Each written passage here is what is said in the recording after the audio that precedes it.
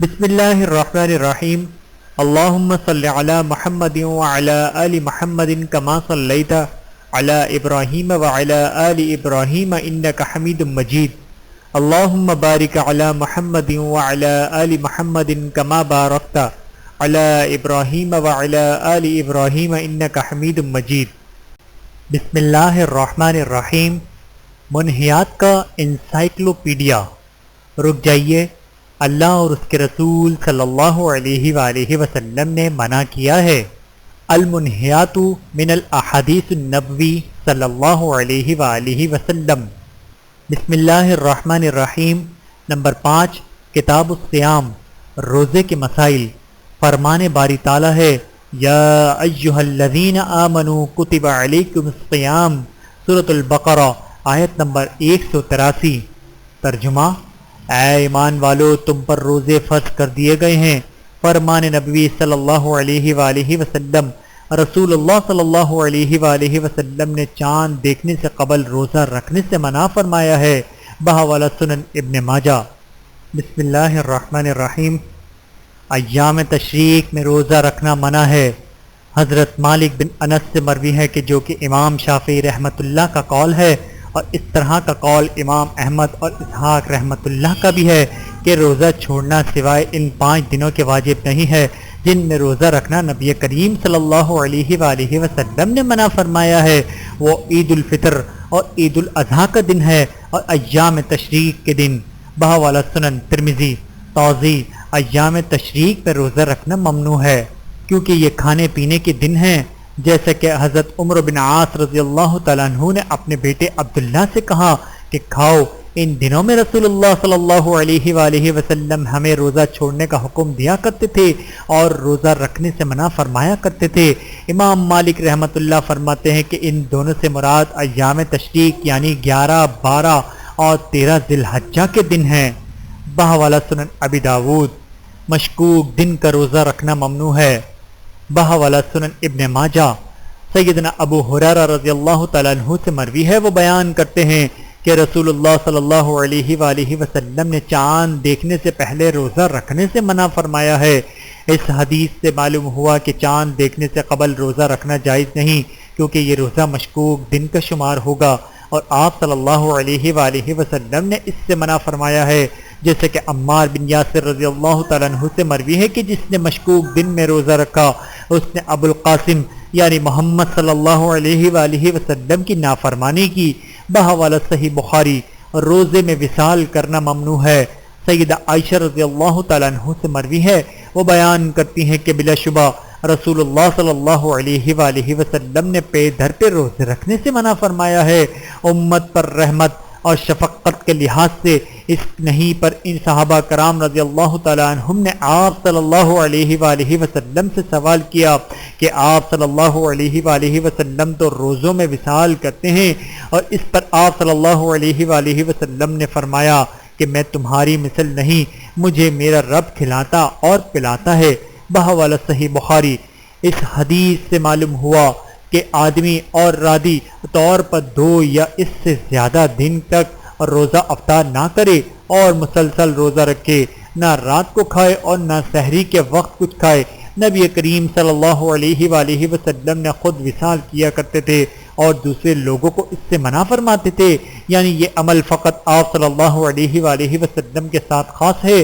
اور ایک روایت میں ہے کہ آپ صلی اللہ علیہ وآلہ وسلم نے ممانعت کی وجہ بھی ارشاد فرمائی، یہ عمل تو صرف عیسائی کرتے ہیں۔ بحوالہ مسند احمد۔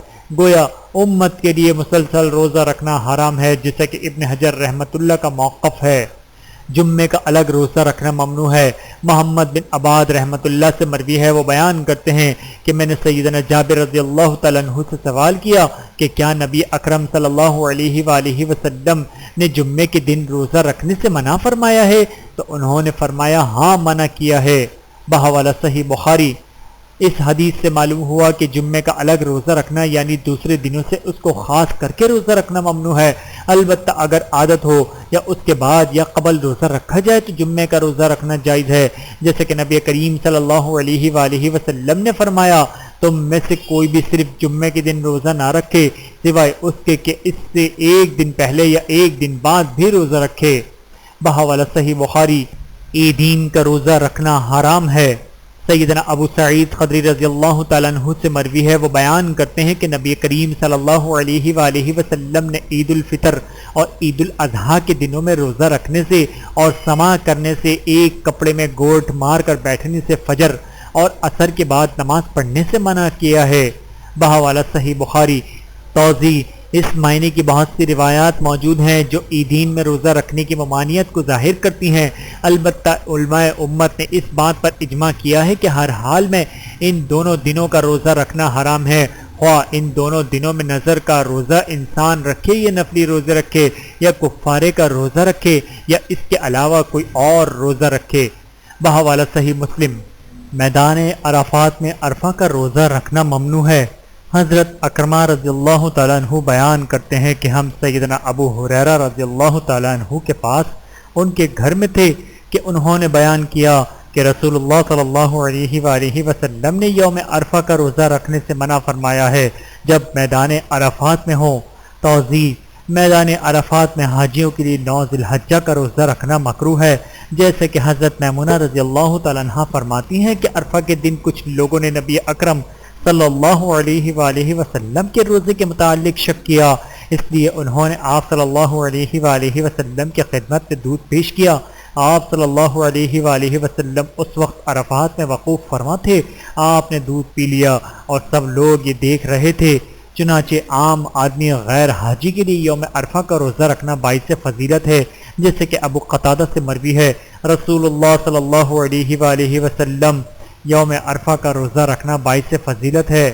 بحوالہ صحیح بخاری چنانچہ عام آدمی غیر حاجی کے لیے یوم عرفہ کا روزہ رکھنا باعث فضیلت ہے، جیسے کہ ابو قتادہ رضی اللہ تعالیٰ عنہ سے مروی ہے کہ رسول اللہ صلی اللہ علیہ وآلہ وسلم نے فرمایا، عرفہ کے دن یعنی 9 ذی الحجہ کا روزہ رکھنا 2 سال، ایک گزشتہ اور ایک آئندہ سال کے گناہ مٹا دیتا ہے۔ بحوالہ صحیح مسلم المنہیات، اس باب میں ان منہیات کا ذکر کیا جائے گا جن کا تعلق کتاب الصیام ہی سے ہے، لیکن سابقہ روایت میں ان کا ذکر نہیں آیا۔ نمبر 1، بغیر چاند دیکھے روزہ رکھنا یا افطار کرنا ممنوع ہے۔ سیدنا ابن عمر رضی اللہ تعالیٰ عنہ سے روایت ہے کہ رسول اللہ صلی اللہ علیہ وآلہ وسلم نے فرمایا، جب تم ماہ رمضان کا چاند دیکھ لو تو روزہ رکھو، اور جب تم عید کا چاند دیکھو تو روزہ چھوڑ دو۔ بحوالہ صحیح بخاری۔ نمبر 2، حالت روزے میں فسق و فجور، جھوٹ، غیبت، لڑائی کرنا ممنوع ہے۔ سیدنا ابو ہریرہ رضی اللہ تعالیٰ عنہ سے روایت ہے کہ رسول اللہ صلی اللہ علیہ وآلہ وسلم نے فرمایا، جس شخص نے جھوٹ بولنا اور اس پر عمل کرنا نہ چھوڑا تو اللہ تعالیٰ کو کوئی ضرورت نہیں کہ ایسا شخص اپنا کھانا پینا چھوڑ دے۔ بحوالہ صحیح بخاری۔ نمبر 3، حالت روزے میں جماع کرنا حرام ہے۔ اللہ تعالیٰ کا ارشاد ہے، احل لکم لیلۃ الصیام الرفث الی نسائکم، سورۃ البقرہ آیت نمبر 187۔ روزے کی راتوں میں اپنی بیویوں سے ملنا یعنی جماع کرنا تمہارے لیے حلال کیا گیا ہے، یعنی دن کے وقت جماع حرام ہے، البتہ اگر کوئی حالت روزے میں جمع کر بیٹھا تو اس پر قضاء کفارہ اور اللہ تعالیٰ سے توبہ تینوں کا لازم ہوں گے۔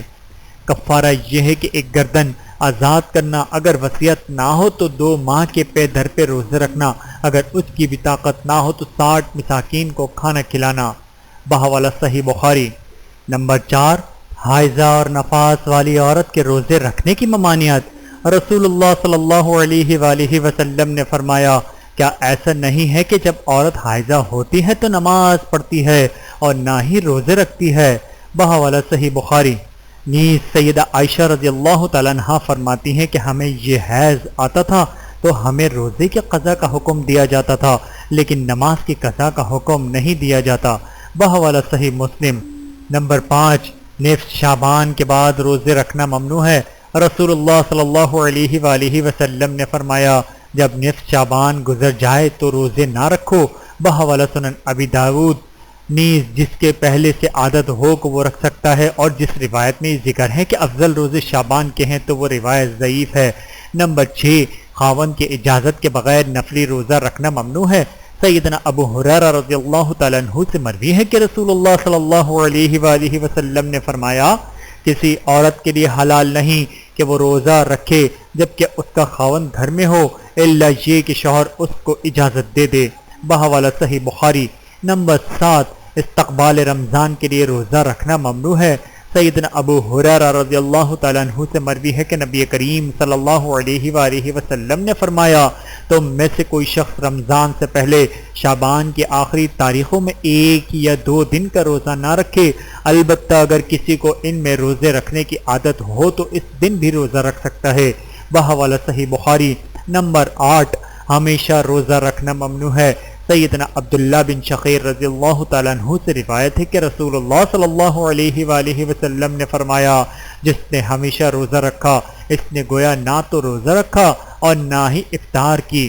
بحوالہ صحیح ابن ماجہ۔ نمبر 9، صرف ہفتے کا نفلی روزہ رکھنا ممنوع ہے۔ سیدہ سما بنت صبر رضی اللہ تعالیٰ عنہ سے مروی ہے کہ رسول اللہ صلی اللہ علیہ وآلہ وسلم نے فرمایا، ہفتے کے دن روزہ نہ رکھو سوائے فرض روزے کے، پس اگر تم میں سے کوئی انگور کا چھلکا یا کسی درخت کا تنکا پائے تو چاہے کہ ہفتے کا روزہ توڑنے کے لیے اسی کو کھا لے۔ نمبر 10، قیام رمضان میں 3 راتوں سے کم میں قرآن ختم کرنا ممنوع ہے۔ سیدنا عبداللہ بن عمرو بن عاص رضی اللہ تعالیٰ عنہ سے مروی ہے کہ نبی کریم صلی اللہ علیہ وآلہ وسلم نے فرمایا، ایسا شخص سمجھدار نہیں جس نے 3 راتوں سے کم قرآن مکمل کیا۔ بحوالہ صحیح ابی دار الابنانی۔ سیدہ عائشہ رضی اللہ تعالیٰ عنہ فرماتی ہیں، میرے علم میں نہیں کہ نبی کریم صلی اللہ علیہ وآلہ وسلم نے کبھی صبح تک سارا قرآن ختم کیا ہو۔ بحوالہ سنن ابن ماجہ۔ نمبر 11، معتکف کا سخت حاجت کے بغیر مسجد سے نکلنا ممنوع ہے۔ سیدہ عائشہ رضی اللہ تعالیٰ عنہ نبی کریم صلی اللہ علیہ وآلہ وسلم کے متعلق فرماتی ہیں، آپ صلی اللہ علیہ وآلہ وسلم جب اعتکاف میں بیٹھے ہوتے تو کسی سخت حاجت کے بغیر گھر میں داخل نہ ہوتے۔ بحوالہ صحیح بخاری۔ نمبر 12، معتکف کے لیے ہم بستری کرنا ممنوع ہے۔ اللہ تعالیٰ کا فرمان ہے، وَلَا تُبَاشِرُوهُنَّ وَأَنْتُمْ عَاكِفُونَ فِي الْمَسَاجِدِ، سورۃ البقرہ، آیت نمبر 187۔ ترجمہ، تم ایسی حالت میں مباشرت نہ کرو کہ تم مسجدوں میں اعتکاف کرنے والے ہو۔ اللہ تعالی ہم سب کو عمل کرنے کی توفیق عطا فرمائے، آمین ثم آمین۔ ویڈیو دیکھنے کا بہت شکریہ۔ مزید ویڈیوز دیکھنے کے لیے ہمارے چینل کو سبسکرائب کریں۔ اگر ویڈیو پسند آئے تو لائک کریں۔ اچھی بات کو دوسروں تک پہنچانا صدقہ جاریہ ہے۔ جزاکم اللہ خیرا کثیرا۔ اپنا اور اپنے پیاروں کا بہت زیادہ خیال رکھیے گا اور مجھے دعاؤں میں یاد رکھیے گا۔ Take care. اللہ حافظ۔